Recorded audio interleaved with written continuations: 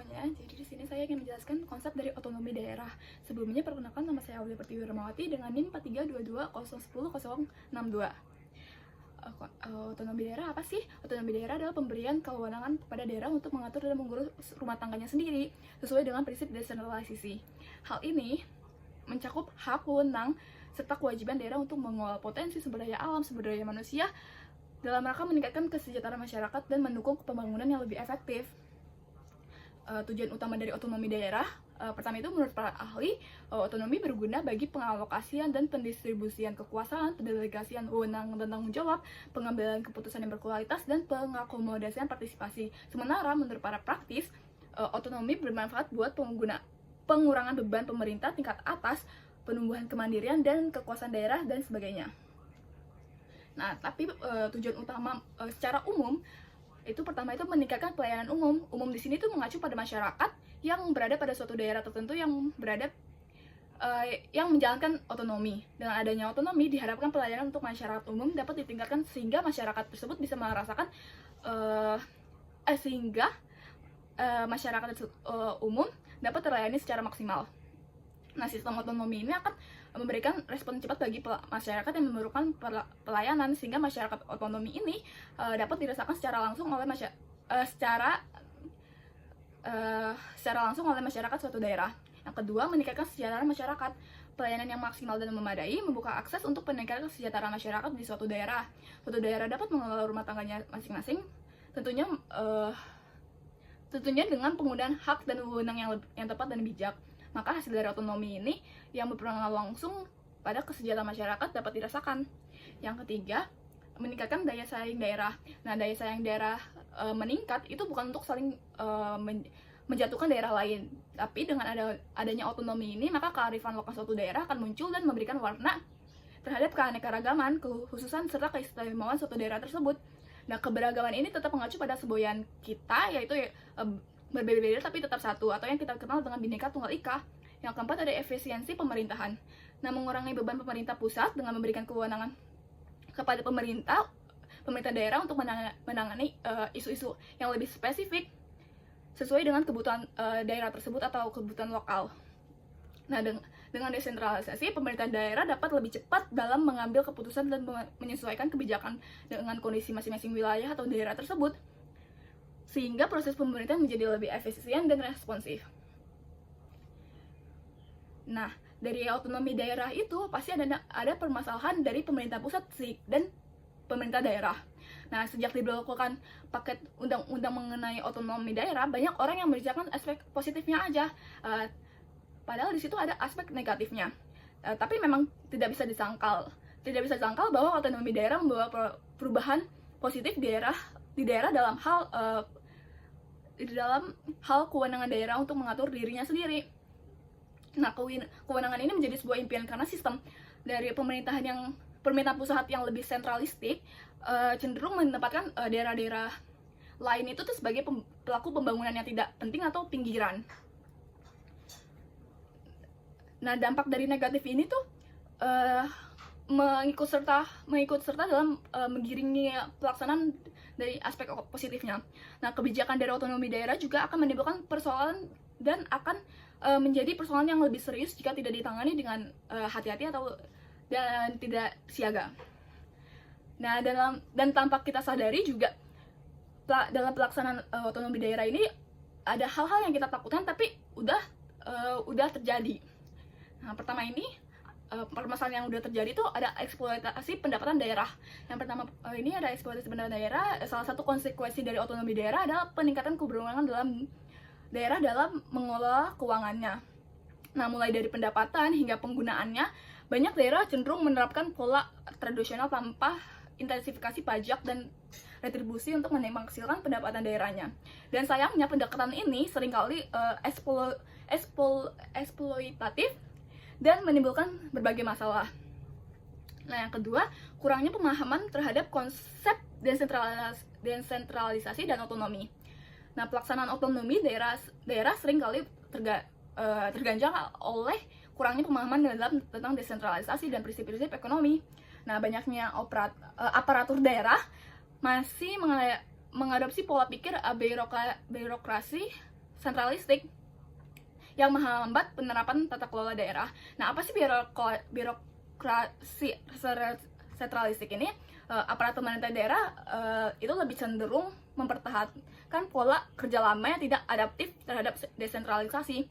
Nah, ini menciptakan penghambatan dalam pelayanan publik yang seharusnya lebih responsif dan efisien. Yang ketiga, ada ketidakcukupan aturan pelaksanaan. Peraturan yang ada seringkali tidak memadai untuk mendukung pelaksanaan otonomi daerah. Nah, hal ini menyebabkan lemahnya harmonisasi kebijakan antar pusat dan daerah. Yang keempat, ada kapasitas sumber daya manusia yang lemah. Pelaksanaan otonomi daerah sangat bergantung pada kualitas SDM di tingkat lokal. Namun, banyak daerah yang belum memiliki aparatur yang kompeten dalam menjalankan pemerintahan dan memberikan pelayanan publik. Nah, ketimpangan SDM ini ada sekitar 20% pemerintah daerah yang dinilai berhasil menjalankan ekonomi yang baik. Nah, sisanya ada 80% menghadapi tantangan besar dalam hal kapasitas, kompetensi, dan integrasi aparaturnya.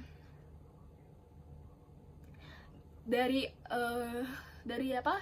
kapasitas sumber daya manusia yang lemah ini, ada pengaruh negatifnya, yaitu kurangnya kompetensi ini menghambat pelaksanaan kebijakan lokal yang inovatif dan responsif terhadap kebutuhan masyarakat. Yang kelima, ada maraknya korupsi di daerah. Otonomi daerah memberikan kewenangan besar terhadap pemerintahan lokal, tetapi juga membuka peluang bagi penyalahgunaan kekuasaan.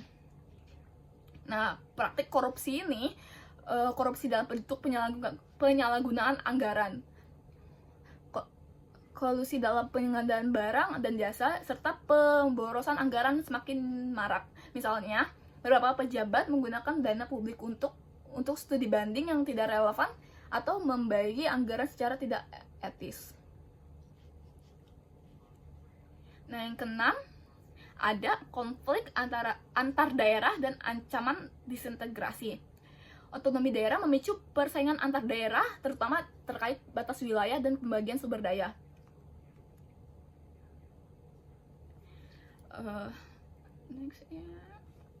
Nah, ada penyelesaian masalah yang tadi disebutkan. Masalah-masalah tersebut seterusnya akan akan menjadi persoalan tersendiri terlepas dari keberhasilan implementasi otonomi daerah. Nah, pilihan kebijakan yang tidak populer melalui intensifikasi pajak dan perilaku koruptif pejabat daerah sebenarnya sudah ada sejak lama dan akan terus berlangsung. Nah, jika ini keduanya baru muncul di permukaan sekarang, tidak lain karena momentumnya otonomi daerah memungkinkan untuk itu.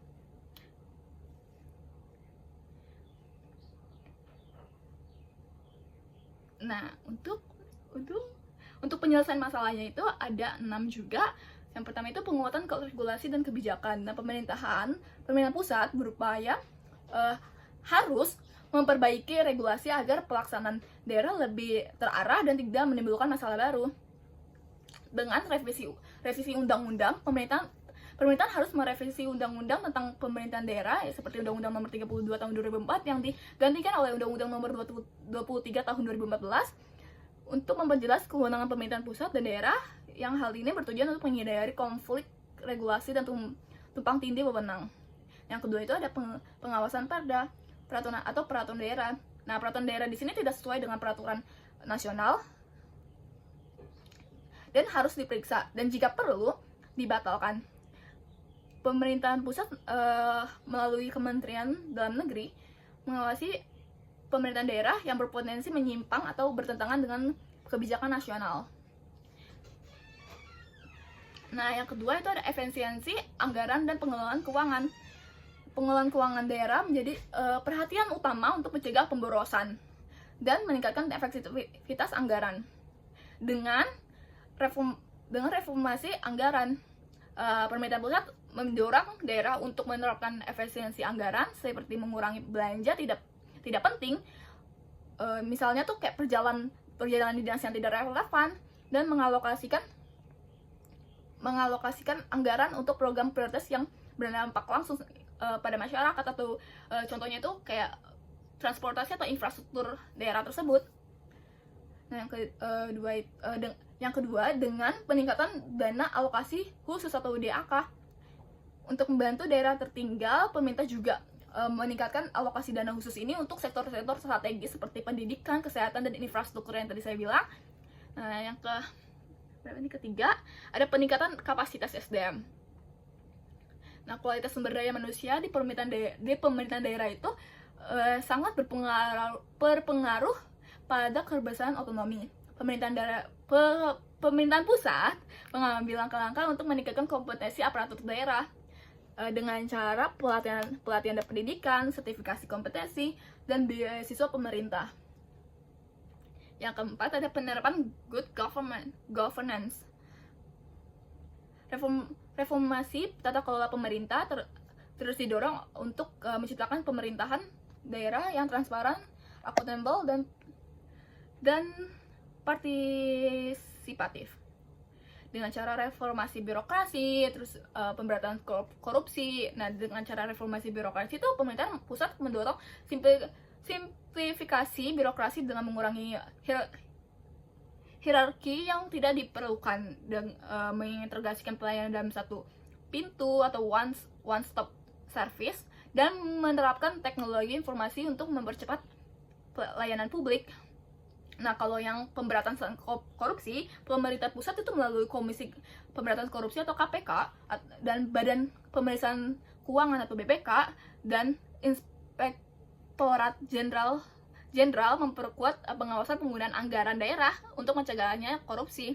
Nah, beberapa daerah yang terbukti menyalahgunakan anggaran ini mendapatkan sanksi administrasi dan pidana. Kelima, mendorong nasionalisme dan sinergi antar daerah. Nah, pemerintahan pusat berupaya menjaga kohesi nasional dan mencegah potensi disintegrasi melalui beberapa program. Yang pertama itu ada Master Plan Pembangunan Nasional. Master Plan Pembangunan Nasional, pemerintah di sini merancang rencana pembangunan yang terintegrasi untuk semua daerah, memastikan pemerataan pembangunan dan sinergi antar wilayah. Yang kedua, kegiatan nasionalisme. Program-program yang memperkuat nasionalisme seperti kewajiban mengibarkan bendera merah putih pada peringatan Hari Besar Nasional, dan diadakannya untuk meningkatkan rasa persatuan. Yang ketiga, ada pembatasan dinasti politik. Pemerintahan menerapkan aturan untuk mencegah anggota keluarga kepala daerah mencalonkan diri dalam pemilihan berikutnya. Yang keenam, ada revitalisasi perusahaan daerah. Nah, revitalisasi ini pemerintahan pusat mendorong daerah untuk meningkatkan kinerja perusahaan daerah agar dapat menjadi sumber pendapatan yang signifikan tanpa membebani masyarakat. Itu dengan cara privatisasi terbatas. Itu beberapa perusahaan daerah yang dianggap tidak efisien disarankan untuk dikelola oleh pihak swasta melalui mekanisme kemitraan. Hal ini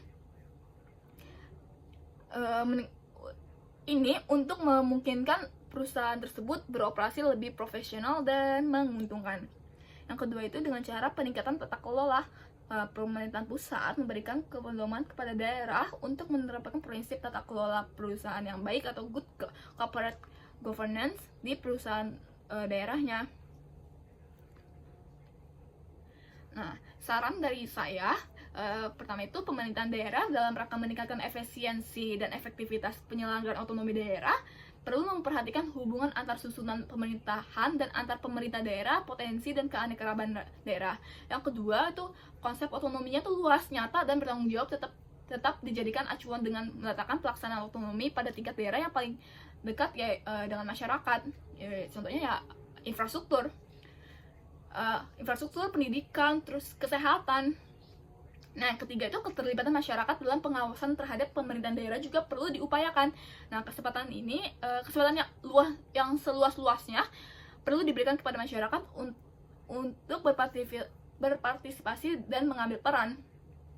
Masyarakat dapat memberikan kritik dan koreksi membangun atas kebijakan dan tindakan aparat pemerintah yang merugikan masyarakat dalam pelaksanaan otonomi daerah.